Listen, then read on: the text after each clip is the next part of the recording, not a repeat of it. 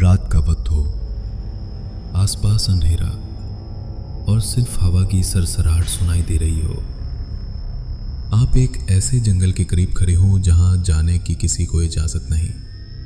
एक जंगल जो जिंदा है, जो बातें करता है और जो लोगों को अपने अंदर जज़ब कर लेता है। आज की कहानी ऐसे ही एक खौफनाक जगह के बारे में है, जहां जो गया कभी वापस ना आया। पेश खिदमत है सरगोशियों वाला जंगल, सिर्फ लाख कहानी पर। एक दूर दराज गांव था जिसके पास एक खुला सुनसान जंगल फैला हुआ था। गांव वाले उसे सरगोशियों वाला जंगल कहते थे। कोई भी वहां सूरज गुरूब होने के बाद कदम नहीं रखता था।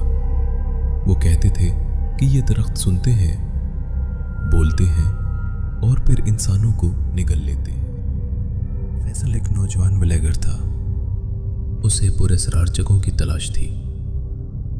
उसने इंटरनेट पर उस जंगल के बारे में पढ़ा और सोचा, क्या बकवास है, ये सब सिर्फ कहानियां हैं। कैमरा उठाया और सीधा जंगल की तरफ रवाना हो गया। जब वो गांव पहुंचा तो गांव के बुजुर्गों ने उसे रोका।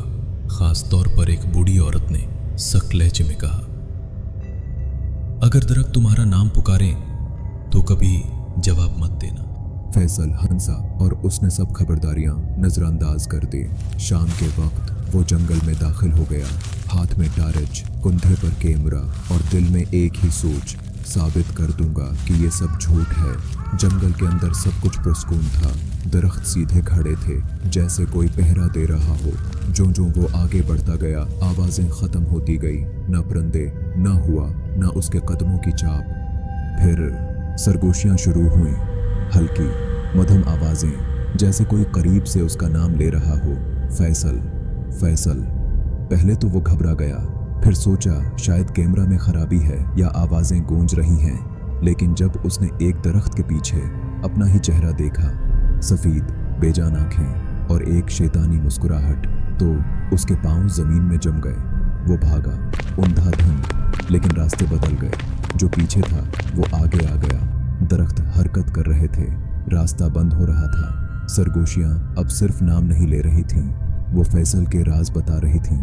वो बातें जो फैसल ने कभी किसी को नहीं बताई। आखिरकार उसे जंगल के बीचों बीच एक पुराना टूटा हुआ मंदिर नजर आया। वहां कुछ मोमबत्तियां जल रही थीं और एक वीडियो कैमरा जमीन पर रखा था। फैसल ने उसे उठाया। उसमें जो आखिरी रिकॉर्डिंग थी वो हैरान कुन थी। कैमरा में फैसल दिखाई दे रहा था, लेकिन वो खुद कैमरे के पीछे नहीं, सामने था। वो लम्हा, वो सच उसका दिमाग सुनकर गया।